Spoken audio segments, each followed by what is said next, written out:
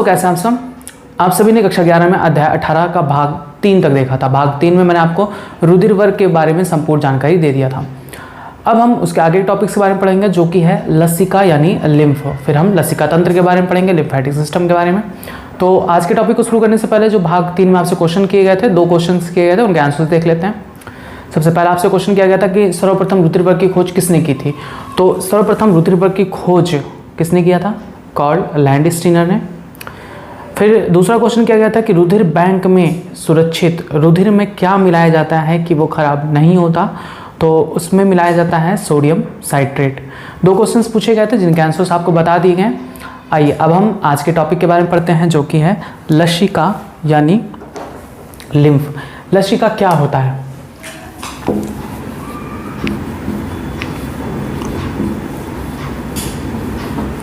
लसिका यानी लिम्फ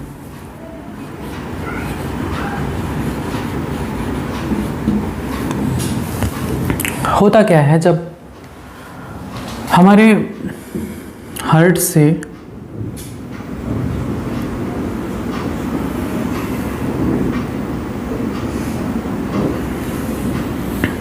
रुधिर वाहिनियाँ आती हैं, वो हमारी त्वचा तक पहुंचती हैं।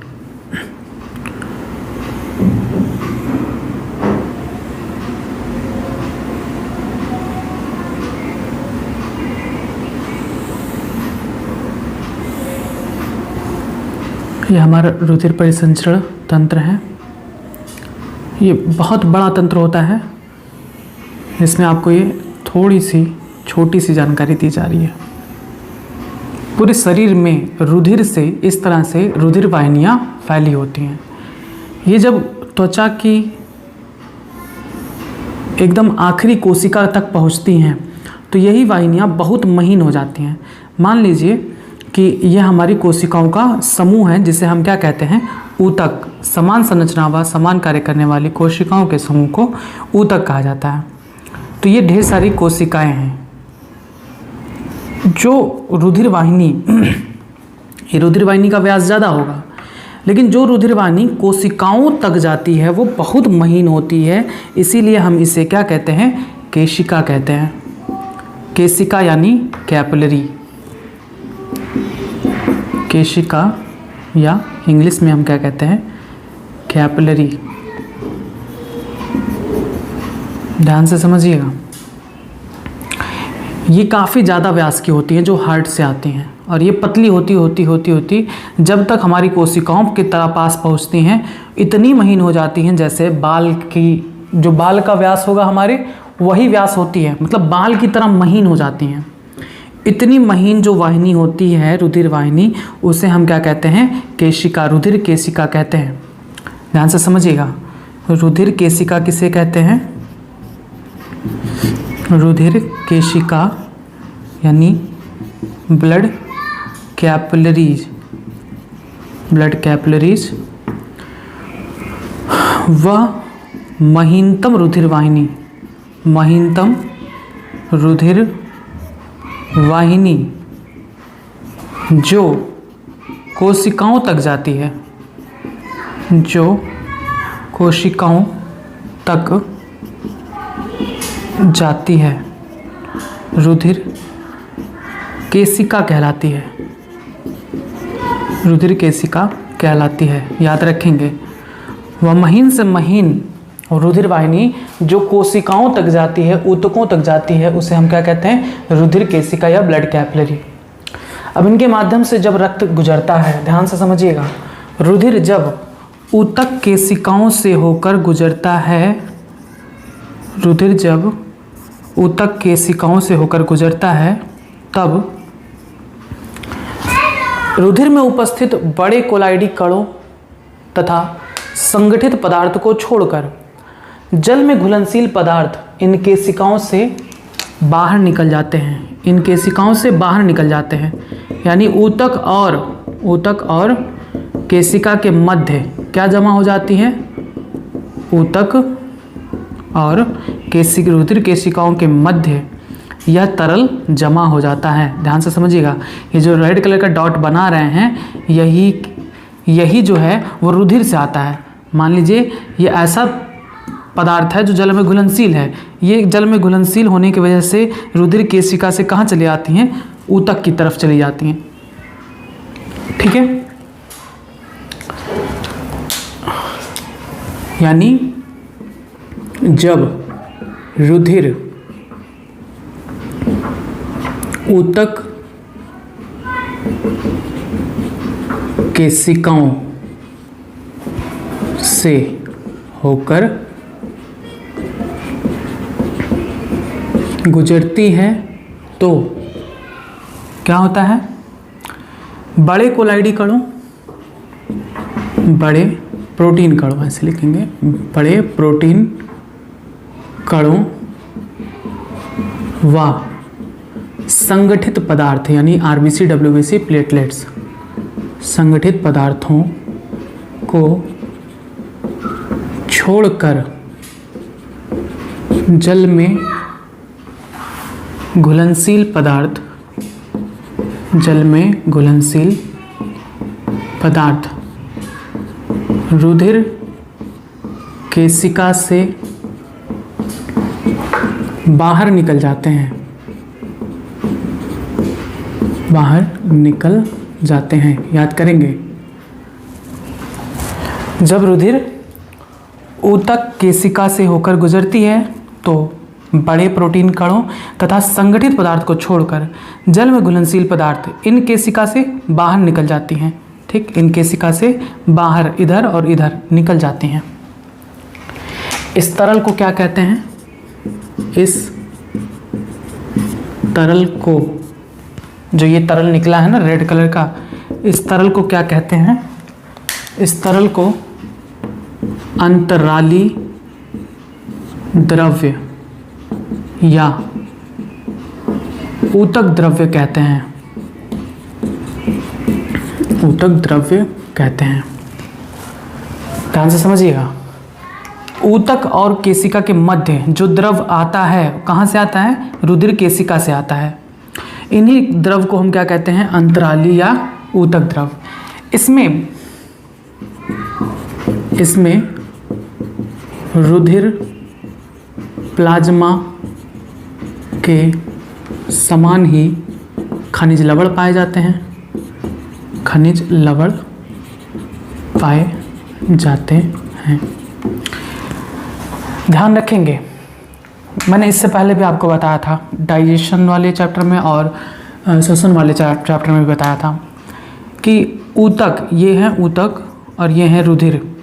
ठीक, ऊतक और रुधिर के बीच पोषक पदार्थों का विनिमय होता है, गैसों का भी आदान प्रदान होता है। और हमने बताया है कि रुधिर और ऊतक के बीच पोषक पदार्थों तथा गैसों का आदान प्रदान इन्हीं ऊतक द्रव से होता है, इन्हीं ऊतक द्रव से होता है। ठीक, यहाँ पर आप लिख सकते हैं रुधिर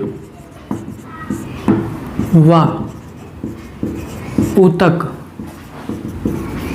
के बीच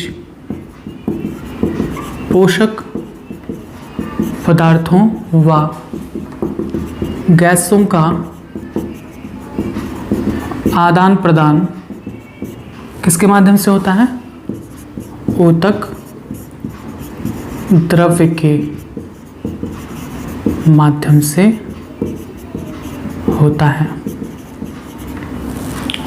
अब हमारे शरीर में वाहिकाओं का एक जाल फैला होता है, जैसे रुधिर वाहिनियों का जाल पूरे शरीर में फैला होता है। आप देख सकते हैं, किसी भी गूगल पे सर्च करके देख सकते हैं कि ब्लड कैपिलरी नेटवर्क, या फिर आप ब्लड वेसल नेटवर्क के नाम से भी सर्च करके देख सकते हैं, या ब्लड सर्कुलेटरी सिस्टम के नाम से सर्च करके भी देख सकते हैं। तो आपको दिखाएगा एक जाल फैला होता है पाइप का, रुधिर वाहिनियों का, यहाँ से लेकर वहाँ, फिर नीचे, फिर ऊपर मस्तिष्क तक, जो रुधिर को पहुँचाती रहती हैं हर जगह। ठीक, उसी तरीके से हमारे शरीर में वाहिकाओं का जाल फैला होता है। किसका, लसिका वाहिकाओं का। ये लसिका वाहिका हमारे पूरे समस्त शरीर में फैली होती हैं, जिनसे वेंस में भेज देती हैं। लसिका वाहिका में इस द्रव को ही लसिका कहा जाता है। ठीक है, लसिका वाहिका में ही इस द्रव को क्या कहा जाता है, लसिका। यहाँ पर आप आगे लिखेंगे हमारे शरीर में लसिका, ऐसे लिखेंगे, हमारे शरीर में वाहिकाओं का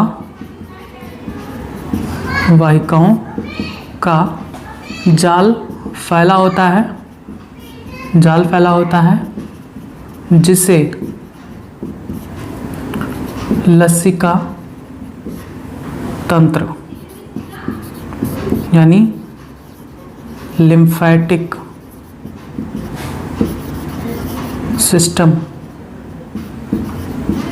कहते हैं। यह क्या करता है? ऊतक द्रव को एकत्र कर सिरा, बड़ी सिरा यानी वेन्स में भेज देता है, ठीक। फिर आगे लिख सकते हैं कि लसिका तंत्र में इस द्रव्य को क्या कहा जाता है? लसिका यानी लिम्फ कहा जाता है। ध्यान से समझिएगा, रुधिर जब त्वचा की केशिकाओं से होकर गुजरती है तो रुधिर में उपस्थित बड़े प्रोटीन कण तथा संगठित पदार्थ को छोड़कर जल में घुलनशील पदार्थ इन केशिकाओं से बाहर निकल जाते हैं। इस तरल को ऊतक द्रव कहा जाता है। इसी ऊतक द्रव के माध्यम से ही ऊतक और रक्त के बीच गैसों का आदान प्रदान होता है और पचे हुए पोषक पदार्थों का भी आदान प्रदान होता है। यानी आप जो देख रहे हैं ये द्रव कहाँ से निकला है? रुधिर से ही निकला है। इसलिए हम कह सकते हैं कि लसिका रुधिर से छना हुआ एक रंगहीन पदार्थ है जो विभिन्न पदार्थों और हार्मोन का संवहन करती हैं। ठीक है, बात समझ में आई? लसिका क्या है?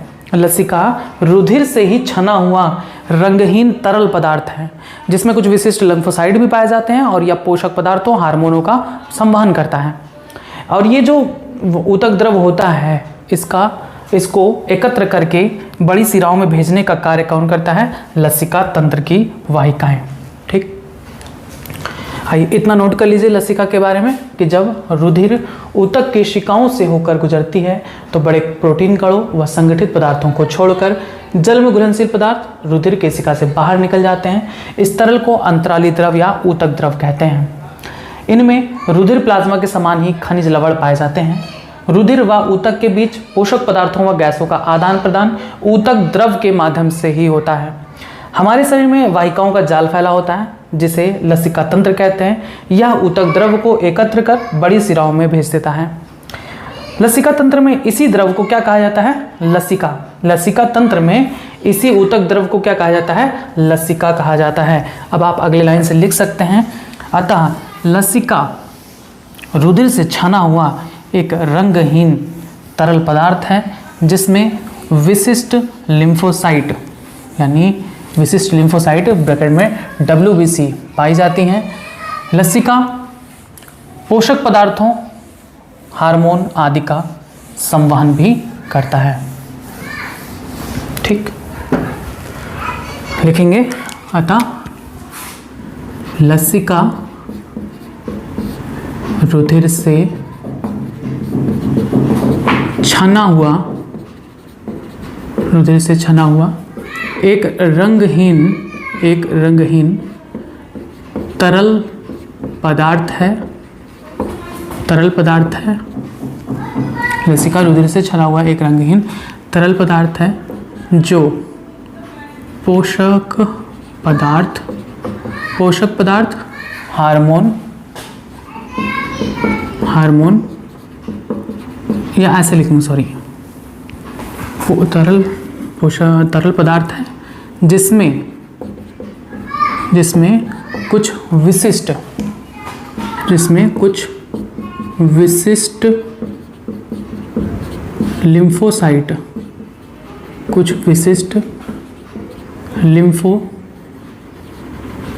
साइट, लिम्फोसाइट यानी WBC पाए जाते हैं।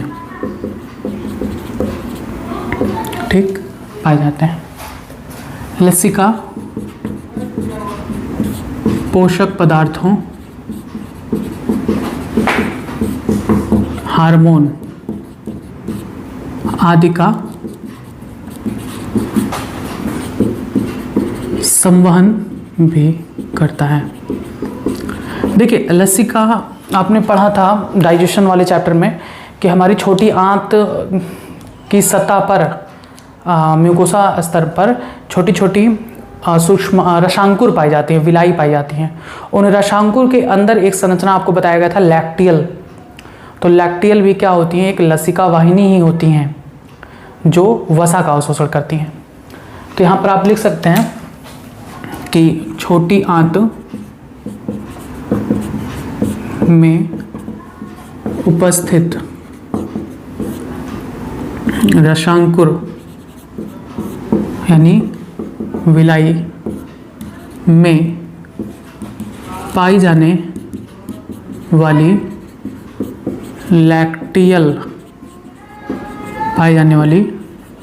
लैक्टियल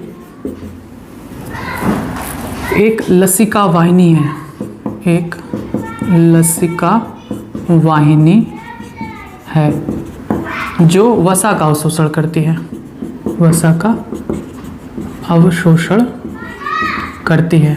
ठीक, अब और डिटेल जानने से पहले हम समझ लेते हैं लसिका का कार्य क्या होता है। तो अब नेक्स्ट हेडिंग डालेंगे आप, लसिका का कार्य।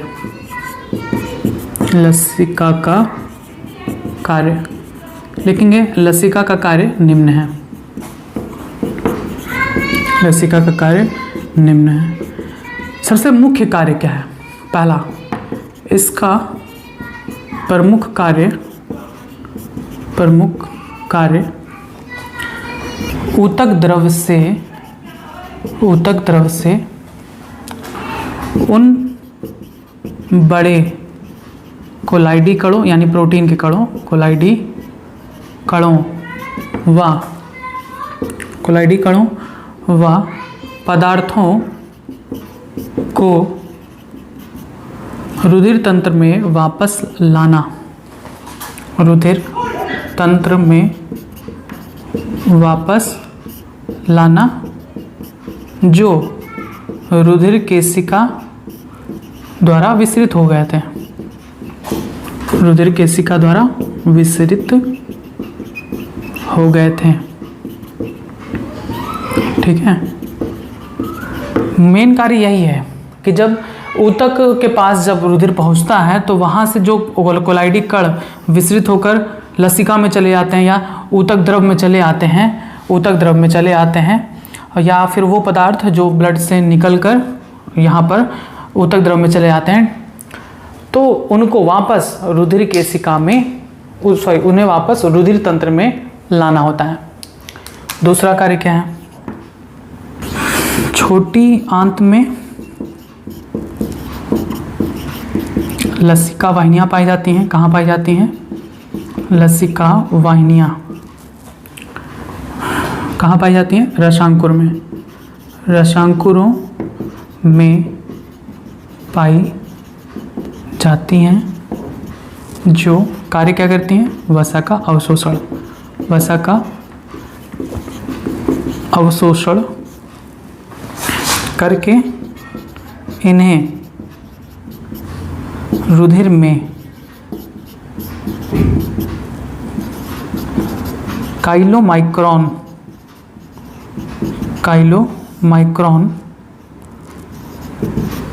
बूंदों के रूप में, काइलोमाइक्रोन ड्रॉपलेट के रूप में रुधिर में पहुंचाती हैं।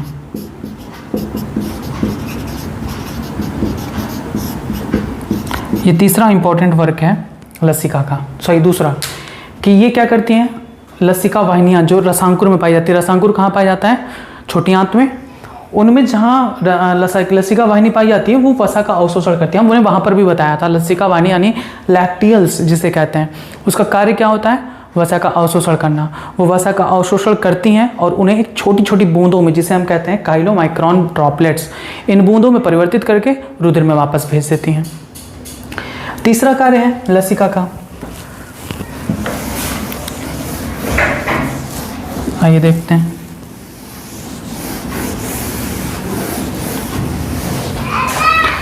लसिका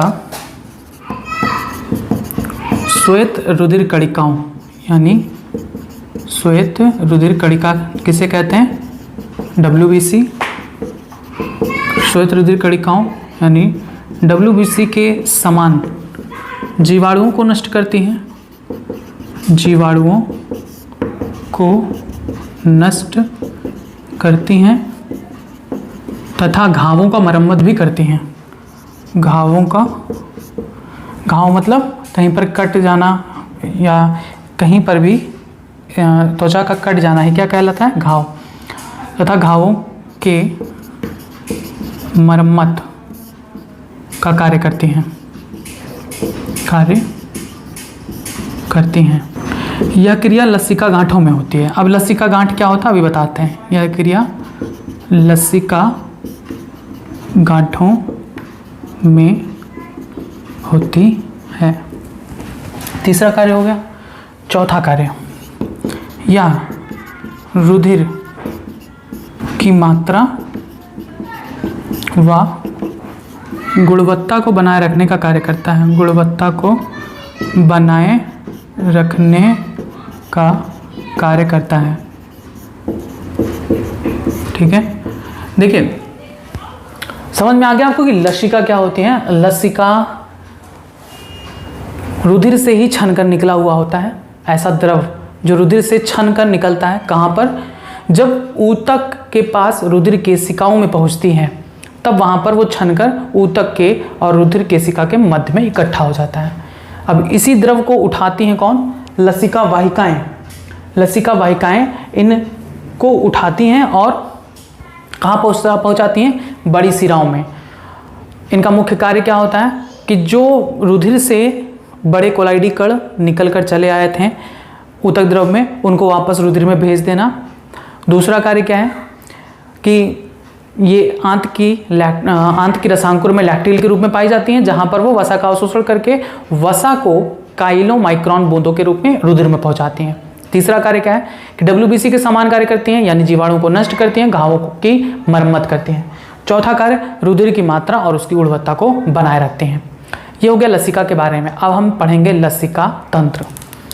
चलिए नेक्स्ट हेडिंग डालते हैं, लसिका तंत्र। जैसे रुधिर तंत्र होता है ना, रुधिर को पूरे शरीर में पहुंचाने का कार्य रुधिर तंत्र करती हैं, उनमें उपस्थित धमनी, सिरा, ये सारी चीज़ें। वैसे ही लसिका को भी शरीर के विभिन्न भागों में पहुंचाने के लिए लसिका तंत्र पाई जाती है। लसिका तंत्र के कुल 4 भाग होते हैं, आइए समझते हैं। लसिका तंत्र, लिम्फेटिक सिस्टम। लसिका तंत्र या लिम्फेटिक सिस्टम। लसिका तंत्र के 4 भाग होते हैं। लसिका तंत्र के 4 भाग होते हैं। कौन कौन से होते हैं आइए देखते हैं। सबसे पहला लसिका अंग। लसिका अंग लिम्फॉइड ऑर्गन। दूसरा लसिका केशिकाएं। लसिका केशिकाएं लिम्फेटिक या लिम्फॉइड कैपिलरीज। Lymphoid capillaries. तीसरा लसिका वाहिकाएं यानी lymphatic vessels. Lymphatic vessels. Lymphatic vessels. चौथा लसिका गांठें। लसिका गांठें जिसे हम कहते हैं लिम्फोइड या लिम्फ नोड, इसे कहते हैं लिम्फ नोड्स। तो हमारी जो लसिका तंत्र है वो 4 चीज़ों से मिलकर बनी होती है। लसिका अंग, लसिका केशिकाएं, लसिका वाहिकाएं और लसिका गांठें। लसिका अंग में 4 अंग होते हैं। कौन कौन से, इसको भी याद कर लीजिए। सबसे पहला लसिका पुटक, लसिका पुटक, इसे हम इंग्लिश में कहते हैं लिम्फोइड फॉलिकल या लिम्फ फॉलिकल। दूसरा होता है प्लीहा यानी स्प्लीन। तीसरा होता है थाइमस, ठीक है, थाइमस, या उम्र के साथ छोटा होता है। बचपन में काफ़ी बड़ा साइज़ में होता है, उम्र जैसे जैसे बढ़ती जाती है छोटी होती जाती है। और चौथा आता है टॉन्सिल्स। आपको पता है टॉन्सिल्स कहाँ पाए जाते हैं, इसके बारे में आपको डाइजेशन वाले चैप्टर में बताया गया था। तो ये बहुत इंपॉर्टेंट है। लसिका अंग पूछा जाता है कि लसिका अंग कौन कौन से होते हैं, तो चारों के नाम याद कर लीजिए। लसिका पुटक यानी लिम्फ फॉलिकल, और दूसरा प्लीहा, तीसरा थाइमस और चौथा टॉन्सिल्स। लसिका अंग का कार्य क्या होता है पूछा जाता है, तो यहाँ लिम्फोसाइट का निर्माण होता है। लिम्फोसाइट का निर्माण होता है, खूब पूछा जाता है ये क्वेश्चन। लसिका अंग क्या है, जहाँ पर लिम्फोसाइट का निर्माण होता है उसे हम लसिका अंग कहते हैं। ऐसे भी क्वेश्चन पूछा जा सकता है कि जहाँ लिम्फोसाइट का निर्माण होता है उसे क्या कहते हैं, लसिका अंग कहते हैं। लसिका अंग कौन कौन से हैं, 4, लिम्फ फॉलिकल, स्प्लीन, थाइमस और टॉन्सिल्स। ये लिम्फ फॉलिकल कहाँ पाया जाता है, तो हमारी छोटी आंत की श्लेष्मी कला पर पाया जाता है लिम्फ फॉलिकल, जिसे हम वहाँ पर पेयर्स पैचेस कहते हैं। पेयर्स पैचेस, ठीक है, pairs patches. Most important point, lymph follicle कहाँ पाया जाता है, छोटी आंत की श्लेष्मी उपकला पर पाया जाता है, जहाँ पर उसे हम पेयर्स पैचेस या पेयर के पिंड कहते हैं। दूसरा आता है स्प्लीन, इसके बारे में आपको बताया गया है। ये आपका डाइजेस्टिव सिस्टम में आपको बताया गया था कि स्टमक के ऊपरी भाग पर, स्टमक के, ये है ग्रासनली, फिर आता है स्टमक। तो स्टमक के ऊपरी भाग पर ये स्प्लीन पाया जाता है, फंडिक भाग के ऊपर इस तरह से ये पाया जाता है स्प्लीन, ठीक है। और नीचे बना देते हैं जिससे आपको कन्फ्यूजन ना हो। यहाँ पर फेफड़े वगैरह पाए जाते हैं, फिर सोचो कि फेफड़े कहाँ पाए जाएंगे। ये हमारा स्टमक है। स्टमक के फंडिक पार्ट के पास ये ग्रंथि पाई जाती है, ग्रंथि नहीं कहेंगे, अंग कहेंगे। ये है स्प्लीन, कहाँ पाई जाती है, अमाशय के फंडिक भाग के ऊपरी हिस्से में, ठीक, स्प्लीन। उसके बाद थाइमस कहाँ पाई जाती है, तो थाइमस आप देखेंगे तो हमारे हार्ट के थोड़ी ऊपरी हिस्से पर पाई जाती है, अनियमित आकार की होती हैं। टॉन्सिल्स कहाँ पाए जाते हैं, तो टॉन्सिल्स आपको बताया गया है सॉफ्ट पैलेट जहाँ पर पाई जाती हैं, जिसे हम देख सकते हैं ओवुला के इधर और इधर साइड में जो दीवारें होती हैं उन्हें हम टॉन्सिल्स कहते हैं। क्लियर है ये सारी चीज़ें। तो लसिका अंग वह अंग है जहाँ पर लिम्फोसाइट का निर्माण होता है। आप हेडिंग डालेंगे, लिखेंगे लसिका तंत्र। लसिका तंत्र में लिखेंगे लसिका तंत्र के 4 भाग होते हैं। पहला हेडिंग लसिका अंग या लिम्फॉइड ऑर्गन, और यहाँ पर लिखेंगे यहाँ लिम्फोसाइट का निर्माण होता है। ये 4 प्रकार के होते हैं। पहला लसिका पुटक यानी लिम्फ फॉलिकल, दूसरा प्लीहा स्प्लीन, तीसरा थाइमस, चौथा टॉन्सिल्स। अब इसमें पहला आप हेडिंग डालेंगे लसिका पुटक या लिम्फ फॉलिकल। इसमें लिखेंगे छोटी आंत की श्लेष्म कला पर लसिका पुटक पाई जाती हैं, जिन्हें वहाँ पर पेयर के पिंड यानी पेयर्स पैचेस कहा जाता है। फिर आप दूसरा हेडिंग डालेंगे प्लीहा या स्प्लीन। यह गहरे लाल रंग की लंबी, चपटी तथा अत्यधिक संवहनी लसिका ग्रंथि है जो उदर में अमाशय के फंडिक भाग। अगला लाइन से लिखेंगे लसिका प्लीहा में जालिका ढांचा व कोलेजन ढांचा होता है। अब आप हेडिंग डालेंगे प्लीहा के कार्य, क्योंकि आपने प्लीहा के कार्य कई सारे पढ़े। प्लीहा में क्षतिग्रस्त जो आरबीसी होती हैं वो नष्ट हो जाती हैं। इसी में रुधिर का संग्रह भी होता है यहाँ पर लिम्फोसाइट का निर्माण भी होता है। तो कुछ पॉइंट आप लिखेंगे, हेडिंग डालेंगे प्लीहा के कार्य, और इसमें पहला लिखेंगे लिम्फोसाइट का निर्माण, फिर दूसरा लिखेंगे टूटी फूटी लाल रुधिर कणिकाओं तथा प्लेटलेट्स को नष्ट करना, फिर तीसरा लिखेंगे प्रतिरक्षी यानी एंटीबॉडीज का विश्लेषण करना, चौथा रुधिर की अतिरिक्त मात्रा का संग्रह करना, आखिरी पांचवा कार्य के लिखेंगे भ्रूण में लाल रुधिर कणिकाओं का निर्माण करना।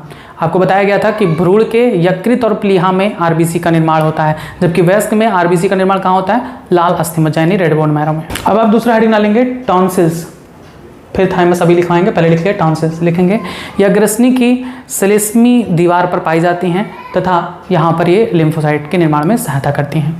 फिर आप लिखेंगे चौथा थाइमस, लिखेंगे यह ग्रंथि वक्ष गुहा में दोनों फेफड़ों के मध्य अनियमित आकार की होती हैं, दोनों फेफड़ों के मध्य स्थित अनियमित आकार की होती हैं। ये लिम्फोसाइट का निर्माण करती हैं तथा वयस्क व्यक्ति में ये काफ़ी छोटी रह जाती हैं, और इसी वजह से जैसे जैसे एज बढ़ता जाता है तो प्रतिरक्षा कम हो जाती है, क्योंकि लिम्फोसाइट का निर्माण करती हैं। लिम्फोसाइट ही नहीं बनेगा तो प्रतिरक्षा तंत्र थोड़ा कम हो जाता है, रोग होने के चांसेस बढ़ जाते हैं। तो ये हो गया आपका लसिका अंग। अब हेडिंग डालेंगे लसिका केशिकाएं यानी लिम्फॉइड कैपिलरीज। तो हमारी जो लसिका तंत्र होती हैं वो महीन छोटी छोटी महीन लसिका केशिकाओं से ही मिलकर बनी होती हैं। बहुत सारी लसिका केशिकाएं मिलकर लसिका वाहिका का निर्माण करती हैं। जगह जगह पर लसिका वाहिकाओं में एक गांठें बनी होती हैं जिसे हम लसिका गांठें या लिम्फ नोड कहते हैं। तो आप इसमें लिखेंगे लसिका केशिकाएं, हेडिंग डालेंगे, और इसमें लिखेंगे लसिका तंत्र अनेक सूक्ष्म लसिका वाहिकाओं से प्रारंभ होती है, या अत्यधिक पतली व कोमल भित्ति की बनी होती है, या मस्तिष्क तथा मेरु रज्जु के अतिरिक्त अन्य सभी अंगों में अपना जाल बनाती हैं। इनके अंतिम शाखा के दूरस्थ सिरे बंद होते हैं, यानी ये रिटर्न नहीं आती, किसी भी चीज़ को रिटर्न लेकर नहीं आती। अंतिम शाखा जो होता है वहाँ पर वो खत्म हो जाती, बंद हो जाती हैं, वापस ये कहीं पर भी एक दूसरे से नहीं मिलती। आगे लिखेंगे आंत की विलाई में इनकी अंतिम शाखाएं लैक्टियल कहलाती हैं। अब चूंकि आंत में लैक्टियल में वसा का अवशोषण होता है, वसा का अवशोषण होने की वजह से लसिका का रंग गाढ़ा दूधिया हो जाता है, और तब इसे वहाँ पर हम काइल कहते हैं। तो आप लिखेंगे कि आंत में इमल्सिफाइड वसा के अवशोषण के कारण लसिका का रंग दूधिया होता है, इसे काइल कहते हैं।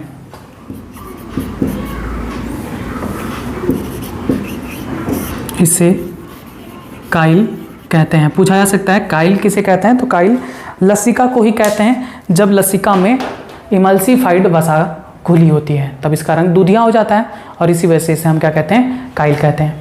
तो ये हो गया लसिका केशिका के बारे में। नेक्स्ट हेडिंग डालेंगे लसिका वाहिकाएं या लिम्फैटिक वेसल्स। इसमें लिखेंगे लसिका केशिकाओं के मिलने से बड़ी लसिका वाहिका का निर्माण होता है। आगे लिखेंगे ये सिराओं यानी वेन्स के समान होती हैं तथा इनकी भित्ति पतली होती है। इनमें हृदय की ओर खुलने वाले कपाट या वाल्व्स होते हैं। आगे लिखेंगे सभी लसिका वाहिनियां मिलकर दो मुख्य लसिका वाहिनी बनाती हैं। बाईं वक्षीय लसिका वाहिनी, बाईं वक्षीय लसिका वाहिनी, लसिका वाहिनियाँ मिलकर दो बड़ी लसिका वाहिनी बनाती हैं। एक बाईं वक्षीय लसिका वाहिनी जिसे हम कहते हैं लेफ्ट थोरैसिक लिम्फ डक्ट, व दाईं वक्षीय लसिका वाहिनी यानी right thoracic lymph duct. Clear है? अब आप हेडिंग डालेंगे नेक्स्ट लास्ट लसिका गांठें, चौथा। इसमें लिखेंगे ये लसिका वाहिनियों में स्थित फूले हुए भाग हैं जो गोल अथवा अंडाकार होते हैं। यानी आप अगर देखें लसिका वाहिकाओं को तो इनमें जगह जगह पर ऐसे फूले हुए गांठ पाए जाते हैं। इन्हीं गांठों को क्या कहा जाता है? लसिका गांठें। तो आप लिखेंगे ये लसिका वाहिकाओं पर फूले हुए भाग हैं जो गोलियां अंडाकार होते हैं। इसके चारों ओर संयोजी ऊतक द्वारा निर्मित कैप्सूल होता है। इसके चारों ओर संयोजी ऊतक द्वारा निर्मित कैप्सूल होता है। लसिका गांठों में संक्रमण होने पर या सूज जाती हैं, जैसे टॉन्सिल्स। टॉन्सिल्स में भी लसिका गांठें पाई जाती हैं और अगर उसमें संक्रमण होता है तो क्या होता है, टॉन्सिल्स सूज जाती हैं। आपने ये चीज़ फेस किया होगा जिसकी वजह से हम पानी भी नहीं पी पाते तो गले में दर्द होने लगता है। अब हेडिंग डालेंगे लसिका गांठों के कार्य और इसमें लिखेंगे पहला लिम्फोसाइट का निर्माण करना, दूसरा लिम्फोसाइट को लसिका से मुक्त करना, तीसरा लसिका को छानकर साफ करना, नेक्स्ट प्लाज्मा के ग्लोब्यूलिन से प्रतिरक्षी यानी एंटीबॉडीज का निर्माण करना, आखिरी कार्य जीवाणु आदि का भक्षण करके उन्हें नष्ट करना। बस ये था समस्त जानकारी लसिका के बारे में, लसिका तंत्र के बारे में। तो यहाँ पर ये पार्ट आपका खत्म हो चुका लसिका के बारे में। अब इसके बाद का जो पार्ट आता है वो है रुधिर परिसंचरण। अब हम उसके आगे के टॉपिक्स के बारे में पढ़ेंगे जो कि है रुधिर परिसंचरण तंत्र, ब्लड सर्कुलेटरी सिस्टम। यहाँ पर ब्लड सर्कुलेटरी सिस्टम दो टाइप के बताए गए हैं। ब्लड सर्कुलेटरी सिस्टम दो प्रकार के होते हैं, ओपन और क्लोज। पहले हम ये समझेंगे कि परिसंचरण किसे कहते हैं, रुधिर का परिसंचरण किसे कहते हैं। रुधिर परिसंचरण, ब्लड सर्कुलेशन।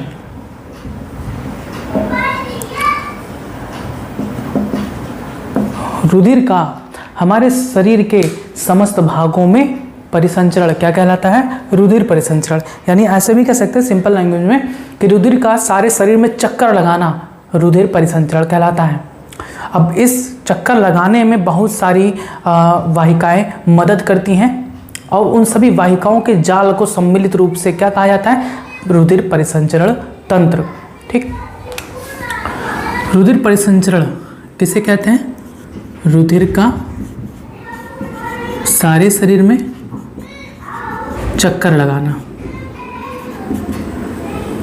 ऐसे कह सकते हैं शरीर के समस्त भागों में चक्कर लगाना। रुधिर का शरीर के समस्त भागों में चक्कर लगाना क्या कहलाता है, रुधिर परिसंचरण। और इसमें जो भी वाहिकाओं का तंत्र, जो भी वाहिकाओं का जाल सम्मिलित रूप से कार्य करता है उन सभी को मिलाकर हम बोलते हैं रुधिर परिसंचरण तंत्र, ब्लड सर्कुलेटरी सिस्टम। परिसंचरण तंत्र दो प्रकार का होता है। परिसंचरण तंत्र कितने प्रकार का होता है, दो प्रकार का। एक होता है खुला परिसंचरण तंत्र, दूसरा होता है बंद परिसंचरण तंत्र।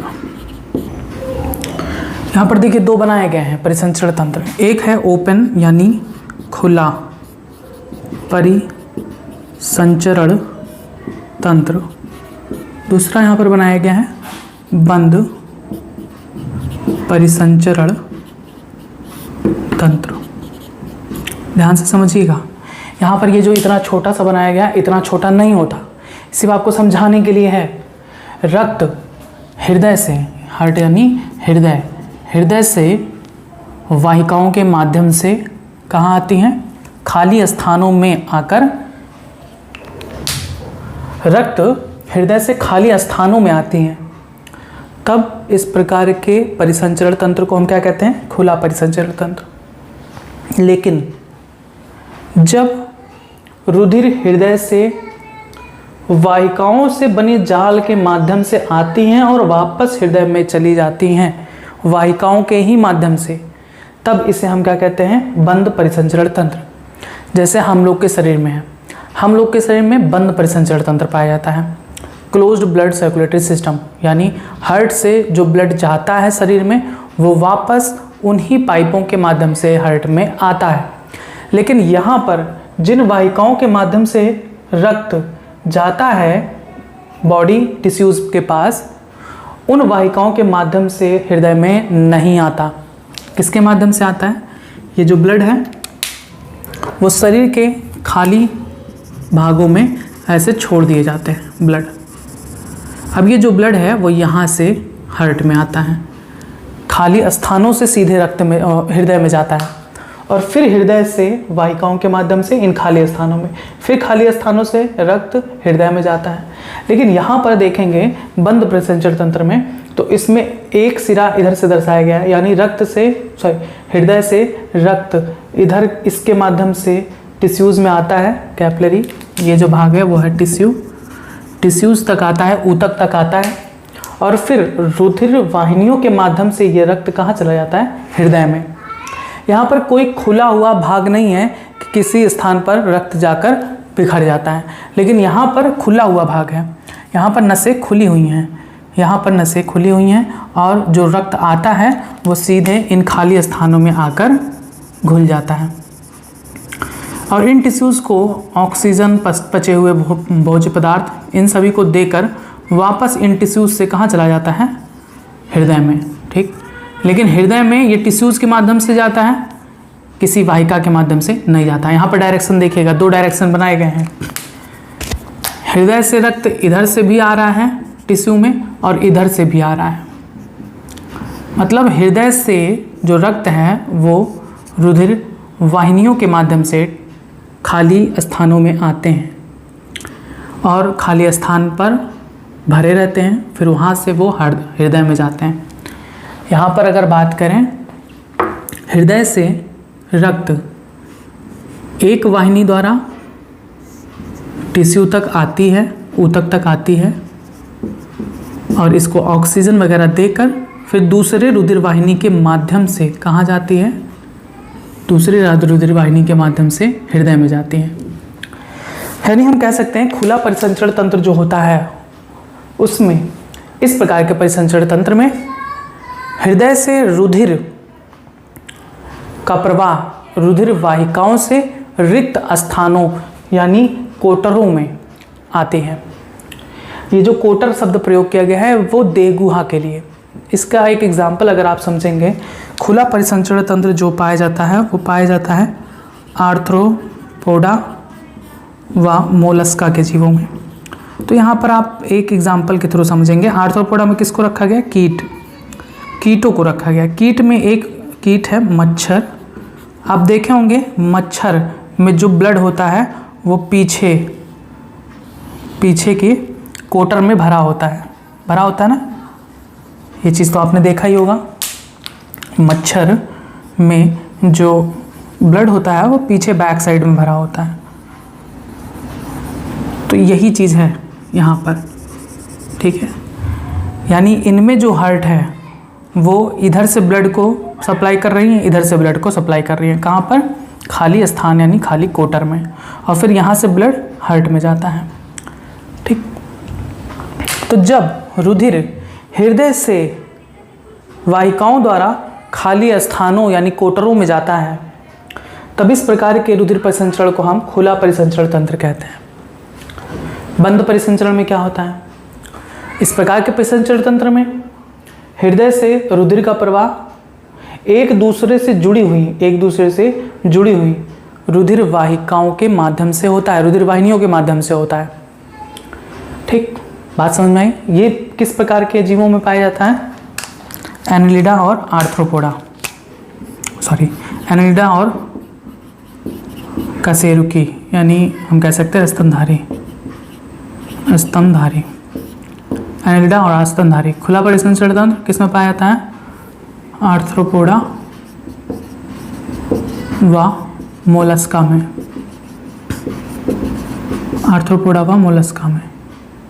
बात समझ में आई? परिसंचरण तंत्र कितने प्रकार के होते हैं? 2, खुला परिसंचरण तंत्र और बंद परिसंचरण तंत्र। तो आप इसको लिख लेंगे, हेडिंग डालेंगे रुधिर परिसंचरण तंत्र, लिखेंगे रुधिर का शरीर के समस्त भागों में चक्कर लगाना रुधिर परिसंचरण कहलाता है। रुधिर परिसंचरण तंत्र 2 प्रकार का होता है, खुला परिसंचरण तंत्र और दूसरा बंद परिसंचरण तंत्र।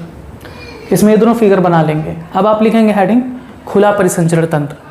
खुला परिसंचरण तंत्र में लिखेंगे इस प्रकार के परिसंचरण में हृदय से रुधिर का बहाव या प्रवाह रुधिर वाहिकाओं के माध्यम से रिक्त स्थानों ब्रैकेट में कोटरों में होता है।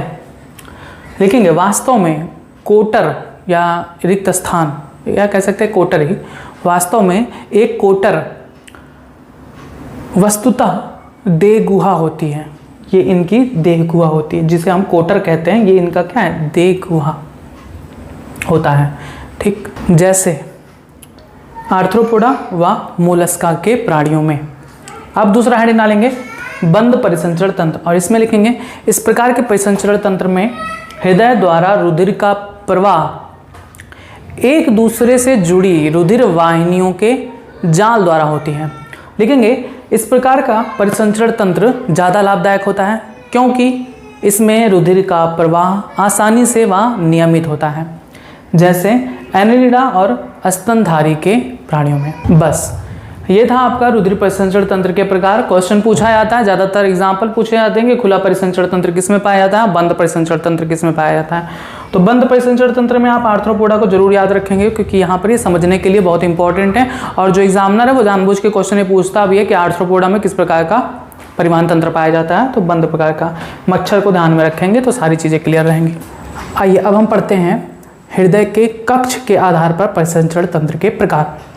आपने हृदय के बारे में पढ़ा है, कार्डेटा संघा के प्राणियों में हृदय पाया जाता है। उनमें उभयचर, सरीसृप और स्तनधारियों में हृदय पाया जाता है, जो रुधिर को पंप करता है शरीर के सभी भागों में। हृदय एक पेशीय अंग होता है जो कि रक्त को पंप करने का कार्य करता है। हृदय में कक्ष पाए जाते हैं, चैम्बर्स होते हैं। मुख्य रूप से दो होते हैं, एक अलिंद और एक निलय। अब इनकी संख्या के आधार पर रक्त परिसंचरण तंत्र 3 प्रकार का होता है। ध्यान से समझिएगा, कोई भी हृदय है उसमें 2 चीज़ें तो पाई जाएंगी। पहला अलिंद जिसे हम आर्टरिया कहते हैं, दूसरा निलय जिसे हम वेंट्रिकल कहते हैं। हृदय में ये 2 चीज़ें पाई जाती हैं, आर्टरिया और वेंट्रिकल। इनकी संख्या के आधार पर, अलिंद और निलय की संख्या के आधार पर परिसंचरण तंत्र को 3 भागों में बांटा गया है। एकल परिसंचरण तंत्र, अपूर्ण दोहरा परिसंचरण तंत्र और दोहरा परिसंचरण तंत्र, डबल सर्कुलेशन। ध्यान से समझिएगा, हृदय एक पेशीय अंग है जो क्या कार्य करता है, रक्त को पंप करता है। हृदय में अलिंद और निलय पाया जाता है। अलिंद और निलय की संख्या के आधार पर परिसंचरण तंत्र को 3 भागों में बांटा गया है, जो अलग अलग जीवों में अलग अलग प्रकार से होता है। ये 3 प्रकार के परिसंचरण तंत्र कौन कौन से हैं? पहला एकल परिसंचरण तंत्र, दूसरा अपूर्ण दोहरा परिसंचरण तंत्र और तीसरा दोहरा परिसंचरण तंत्र, डबल सर्कुलेशन सिस्टम। ध्यान से समझिएगा, हम पहले इससे शुरुआत करते हैं एकल परिसंचरण तंत्र से। एकल परिसंचरण तंत्र यानी सिंगल सर्कुलेशन किस में पाया जाता है? फिशेज यानी मछलियों में। मछलियों का जो हृदय होता है, मछलियों का हृदय यानी हार्ट, उसमें सिर्फ एक अलिंद पाया जाता है और एक निलय पाया जाता है, यानी एक आर्टरिया और एक वेंट्रिकल। यहाँ पर बनाया गया है फिश का सर्कुलेटरी सिस्टम। यहाँ पर ये उसका हार्ट है, उस हार्ट में एक सिंगल आर्टरिया पाया जा रहा है, ये आप देख सकते हैं, ये है इसका एक आर्टरिया हार्ट में, और इसके हार्ट में सिर्फ एक ही वेंट्रिकल भी पाया जाता है। देखिए, एक सिंगल वेंट्रिकल पाया जाता है। बात को ध्यान से समझिएगा, हृदय के कक्षों के आधार पर बांटा गया है 3 प्रकारों में, एकल परिसंचरण तंत्र, अपूर्ण दोहरा परिसंचरण तंत्र और दोहरा परिसंचरण तंत्र। तीनों फिगर में आप देखेंगे तो डिफरेंस साफ दिखाई दे रहा है कि यहाँ पर एक अलिंद है, एक निलय है, यहाँ पर 2 अलिंद है, दायां और बायां, सिर्फ एक निलय है। वेंट्रिकल। और डबल सर्कुलेशन में देख रहे हैं 2 अलिंद भी हैं और 2 निलय भी हैं, यानी हृदय के कक्ष की संख्या के आधार पर परिसंचरण तंत्र को फिर हम 3 भागों में बांट सकते हैं। एकल परिसंचरण तंत्र में क्या होता है? तो एकल परिसंचरण तंत्र में हृदय में सिर्फ 2 कक्ष होती हैं, एक अलिंद और एक निलय। इनमें जो विऑक्सीजनित रुधिर है, विऑक्सीजनित रुधिर का मतलब क्या होता है? Deoxygenated blood. यहां पर मैं लिख देता हूं विऑक्सीजनित रुधिर, इसका मतलब होता है डीऑक्सीजनेटेड ब्लड, यानी ऐसा ब्लड जिसमें O2 नहीं पाया जाता। और दूसरा होता है ऑक्सीजनित रुधिर, यानी ऑक्सीजनेटेड ब्लड, यानी जिसमें O2 पाया जाता है। ध्यान से समझिएगा, रक्त 2 प्रकार का होता है। एक ऐसा रक्त जिसमें ऑक्सीजन नहीं पाया जाता, तब हम उसे क्या कहते हैं? विऑक्सीजनित रुधिर, यानी डीऑक्सीजनेटेड ब्लड। वह रुधिर जिसमें ऑक्सीजन पाया जाता है उसे हम ऑक्सीजनित रुधिर या ऑक्सीजनेटेड ब्लड कहते हैं। तो एकल परिसंचरण तंत्र में क्या होता है कि डीऑक्सीजनेटेड ब्लड ऊतक से, टिश्यू यानी ऊतक से डीऑक्सीजनेटेड ब्लड सिरा के माध्यम से आता है, वेन यानी सिरा, सिरा के माध्यम से कहा जाता है हृदय में, हृदय के अलिंद में पहुंचता है, ठीक। और फिर अलिंद से ये विऑक्सीजनित रुधिर निलय में जाता है, ठीक। यहाँ से ये हृदय के अलिंद में जाता है और अलिंद से फिर निलय में, और फिर निलय से विऑक्सीजनित रुधिर जाता है कहाँ पर? गिल्स में, गलफड़ों में, मछलियों के गिल्स में। और गिल्स में ये ऑक्सीजन प्राप्त करता है रक्त। ऑक्सीजन प्राप्त करने के बाद गिल्स के माध्यम से ही ये चला जाता है कहाँ पर? गिल्स के माध्यम से ही ये शरीर के अन्य भागों में चला जाता है, यानी ऊतकों में चला जाता है, यहाँ से होते हुए ऊतकों में। फिर ऊतकों को ऑक्सीजन दे देता है, कार्य यही होता है ना रक्त का, ऑक्सीजन और पोषक पदार्थों को पहुंचाना। इनको ऑक्सीजन, ऊतकों को ऑक्सीजन दे दिया और पोषक पदार्थों को भी दे दिया। अब ऑक्सीजन दे दिया तो इसके पास फिर ऑक्सीजन की कमी आ गई, यानी अब ये फिर क्या कहलाएगा? विऑक्सीजनित रुधिर। और फिर विऑक्सीजनित रुधिर आगे बढ़ता है, हृदय में जाता है, हृदय से फिर जाता है गिल्स में, फिर ऑक्सीजन उठाता है और अब क्या कहलाता है? यहाँ का रक्त क्या कहलाएगा? ऑक्सीजनित रुधिर, यानी ऑक्सीजनेटेड ब्लड। और फिर यहाँ का ऑक्सीजनेटेड ब्लड कहाँ जाता है? फिर ऊतकों के पास जाता है, फिर ऑक्सीजन देता है, फिर बिना ऑक्सीजन के आता है हृदय में, हृदय से फिर गिल्स में, फिर गिल्स से ऑक्सीजन उठाता है, फिर जाता है ऊतकों के पास, ऑक्सीजन देता है, फिर बिना ऑक्सीजन के वापस आता है। ये प्रक्रिया चलती रहती है एक सिंगल वे में, इसीलिए इसे हम क्या कहते हैं? परिसंचरण पथ, एकल परिसंचरण पथ। समझ में आया एकल परिसंचरण तंत्र क्या होता है? ध्यान देंगे, हम आपको पहले भी बताए हैं कि जब हीमोग्लोबिन पर ऑक्सीजन नहीं होता है तब उसका रंग बैंगनी होता है। यहाँ पर हमने ब्लू से ये बताने की कोशिश की है कि ब्लू रंग वाले, ब्लू कलर वाले रुधिर में ऑक्सीजन नहीं है। फिर मैंने बताया था हीमोग्लोबिन पर जब ऑक्सीजन आ जाता है तब उसे हम ऑक्सी हीमोग्लोबिन कहते हैं, और ऑक्सी हीमोग्लोबिन का रंग चटक लाल होता है। यहाँ पर हमने रेड कलर से बनाया हुआ है, यानी ये जो रुधिर हैं इनके पास ऑक्सीजन पाया जा रहा है। ध्यान से समझिएगा, ब्लू वाले के पास ऑक्सीजन नहीं है, यानी ये क्या कहलाएगा? विऑक्सीजनित रुधिर। और रेड वाले के पास ऑक्सीजन है, यानी ये क्या कहलाएगा? ऑक्सीजनित रुधिर।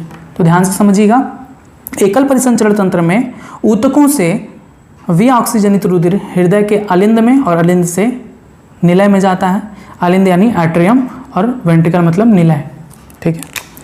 सब आपको पहले हिंदी इंग्लिश वर्ड याद करना होगा, तभी चीज़ें समझ में आएंगी।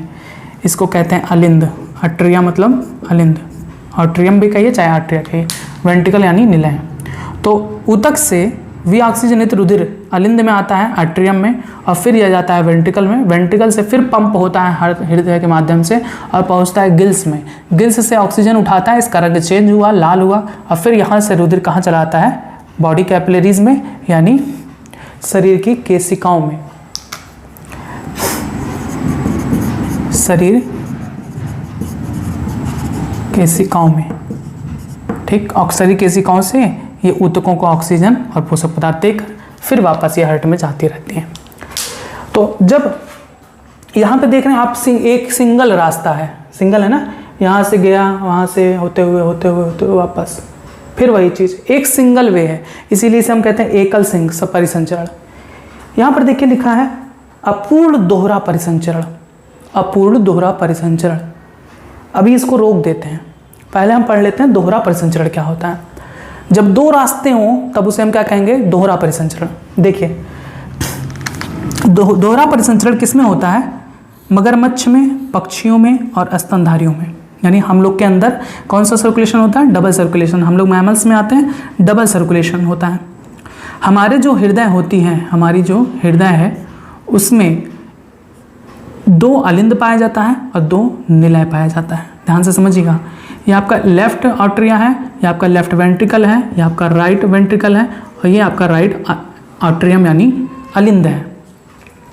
हमारी ऊतकों से वी ऑक्सीजनित रुधिर जाती है राइट आर्टरियम यानी दाएं अलिंद में, और फिर दाएं अलिंद से दाएं निलय में, दाएं निलय से पंप होती है और ये चली जाती है हमारे फेफड़ों में, फेफड़ों से ऑक्सीजन उठाती है और ऑक्सीजन लेकर कहाँ चली आती हैं, बाएं अलिंद में यानी लेफ्ट आर्टरियम में, फिर बाएं निलय में जाता है, फिर बाएं निलय से हमारे शरीर के समस्त कोशिकाओं तक पहुंचाया जाता है ऑक्सीजनित रुधिर।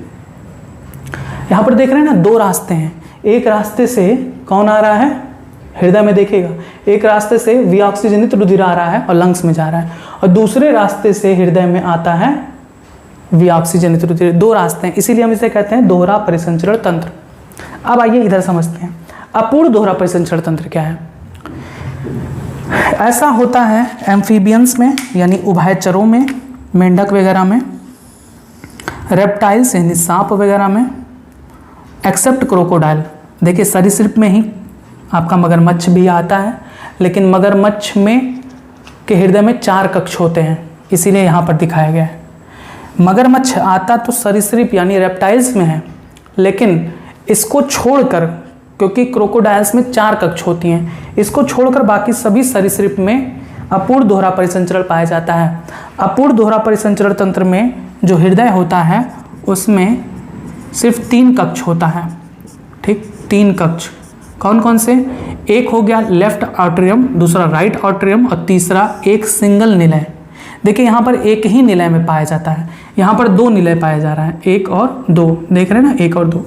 यानी यहाँ के जो हृदय हैं उनमें कितने कक्ष हैं, 4 कक्ष हैं, लेकिन इनके हृदय में 3 कक्ष हैं, एक अलिंद दायां और एक अलिंद बायां, और सिंगल एक जो है एक निलय होता है। अब यहाँ पर अपूर्ण क्यों कहा गया है, क्योंकि देखिए यहाँ पर सिर्फ एक ही निलय है, यानी ऊतकों से वी ऑक्सीजनित रुधिर आता है कहाँ पर, दाएं आर्टरिया में, दाएं आर्टरिया में आता है, और दाएं आर्टरिया से ये चला जाता है दाएं, एक ही निलय है, तो वी ऑक्सीजनित रुधिर भी इसी निलय में आ रहा है, ठीक। फिर यहाँ से ये वी ऑक्सीजनित रुधिर कहाँ चला जाता है, ये चला जाता है लंग्स में, और लंग्स में ऑक्सीजन लेकर फिर ये उस रुधिर को लेकर कहाँ आता है, उसी निलय में लेकर आता है। यानी ध्यान से समझिएगा, एक ही निलय होने के कारण वी ऑक्सीजनित रुधिर और ऑक्सीजनित रुधिर दोनों मिश्रित हो जाते हैं, मिक्स हो जाते हैं, ठीक। तो ये वाला जो परिसंचरण तंत्र है बहुत बढ़िया नहीं माना जा रहा है। क्यों नहीं माना जा रहा है, देख रहे हैं साफ साफ, क्योंकि इसी में वी ऑक्सीजनित रुधिर भी आ रहा है, इसी वेंट्रिकल में ऑक्सीजनित रुधिर भी आ रहा है, दोनों मिक्स हो जाते हैं, और फिर ब्लड पंप होता है और रक्त कहाँ चला जाता है, टिश्यू में, फिर टिश्यू के माध्यम से हृदय में। तो ऐसे परिसंचरण को हम क्या कहते हैं, अपूर्ण दोहरा परिसंचरण। अगर इनके बीच में लाइनिंग होती, ये दोनों सेपरेट होते, 2 वेंट्रिकल होते, तब ये पूर्ण हो जाता, लेकिन चूंकि पूर्ण नहीं है इसीलिए हम इसे क्या कहते हैं, अपूर्ण दोहरा परिसंचरण। देखिए यहाँ पर जो दोहरा परिसंचरण है उनमें दोनों वेंट्रिकल्स यानी दोनों निलय के बीच में क्या है, गैपिंग है। ये दोनों, ये अलग वेंट्रिकल है, ये अलग वेंट्रिकल है, दोनों मिक्स नहीं है। लेकिन यहाँ पर एक ही वेंट्रिकल है, इसलिए दोनों ब्लड क्या हो जाता है, मिक्स हो जाता है। डीऑक्सीजनेटेड भी और ऑक्सीजनेटेड भी मिक्स हो जाता है। ध्यान से समझिएगा, सारे कॉन्सेप्ट्स बहुत इंपॉर्टेंट है। यहाँ पर जो टॉपिक्स हैं कभी कभी फिगर देकर ही पूछ लिया जाता है कि एग्जाम्पल बताइए कि ये परिसंचरण पथ किस में पाया जाता है, और कुछ भी नहीं अगर देखा जाए तो आपको बस याद रखना है हृदय के कक्ष के बारे में। हृदय के 2 कक्ष होते हैं, किनमें, मछलियों में। मछलियों में 2 कक्ष होते हैं, एक अलिंद और एक निलय। उभयचर और सरीसृप में, मगरमच्छ को छोड़कर 3 कक्ष होते हैं हृदय में, 2 अलिंद और एक निलय। और हृदय में 4 कक्ष होते हैं, मगरमच्छ, पक्षी और स्तनधारी में, 2 अलिंद और 2 निलय, बस। तो मछली में एक ही कक्ष है आर्टरिया और एक ही कक्ष है निलय। तो इनमें जो ब्लड सर्कुलेशन है वो एक ही रास्ते से होकर जाती है, इसीलिए इसे हम क्या कहते हैं, एकल परिसंचरण। इनमें 3 कक्ष हैं, 2 अलिंद और एक निलय, तो इनमें पूरी तरीके से दोहरा परिसंचरण नहीं हो पाता, इसीलिए हम इसे अपूर्ण दोहरा परिसंचरण कहते हैं। और इनमें 4 कक्ष होते हैं, 2 अलिंद और 2 निलय, तो इनमें परिसंचरण पथ अगर देखेंगे तो 2 रास्ते होते हैं, इसलिए इसे हम दोहरा परिसंचरण कहते हैं, डबल सर्कुलेशन कहते हैं। ये बहुत इंपॉर्टेंट है, उम्मीद है कि आपको समझ में आ गया है। बस कुछ बातों का आपको ध्यान रखना है जो मैंने बताया। हृदय के कक्ष की संख्या वो किस में पाई जाती है, इसके एग्जाम्पल। दूसरा, डीऑक्सीजनेटेड ब्लड क्या होता है और ऑक्सीजनेटेड ब्लड क्या होता है। ठीक, डीऑक्सीजनेटेड ब्लड कहाँ से आता है, ऊतकों से आता है, क्योंकि ऊतक को ऑक्सीजन जब रुधिर दे देता है तो रुधिर के पास ऑक्सीजन बचा नहीं बचा, अब वो क्या कहलाएगा, डीऑक्सीजनेटेड ब्लड कहलाएगा, यानी विऑक्सीजनित रुधिर। और डीऑक्सीजनेटेड ब्लड कहाँ जाएगा, हृदय के पास। हृदय इसे पंप करेगा, प्रेशर दबाएगा, और फिर ये हृदय कहाँ चला जाएगा, ऊपर की तरफ गिल्स में चला जाएगा, और गिल्स में ऑक्सीजन लेगा, फिर वापस आ जाएगा टिश्यू में। ठीक, यहाँ पर देखेंगे तो यहाँ पर भी वही डीऑक्सीजनेटेड ब्लड ऊतक से गया हृदय में, हृदय ने इसे पंप किया, और ये ब्लड कहाँ चला गया, लंग्स में या स्किन में, क्योंकि उभयचरों में फेफड़ों के माध्यम से भी श्वसन होता है, त्वचा के माध्यम से भी श्वसन होता है। और ये जो ऑक्सीजन है, ऑक्सीजन लंग्स और स्किन से ब्लड में आती है, अब ये ब्लड कहलाएगा ऑक्सीजनेटेड। ऑक्सीजनेटेड ब्लड फिर से उसी निलय में आता है, दोनों मिक्स हो जाते हैं, दोनों समय मिक्स होता है, और फिर ये मिक्स वाला रुधिर कहाँ चला जाता है, ऊतक में, फिर ऊतक से डीऑक्सीजनेटेड ब्लड, इस तरह से ये चलता रहता है सर्कुलेशन। दोहरा परिसंचरण तंत्र में क्या होता है, डीऑक्सीजनेटेड ब्लड ऊतक से जाते हैं कहाँ पर, दाएं अलिंद में, दाएं अलिंद से दाएं निलय में, दाएं निलय से फिर चले जाते हैं हमारे लंग्स में, फेफड़ों में, फेफड़ों से ऑक्सीजन लेते हैं, अब ये कहलाएंगे ऑक्सीजनेटेड ब्लड। अब ऑक्सीजनेटेड ब्लड आते हैं बाएं अलिंद में, बाएं अलिंद से बाएं निलय में, और फिर बाएं निलय से हमारे ऊतकों में पहुंचते हैं। बस ये था आपका हृदय में कक्षों के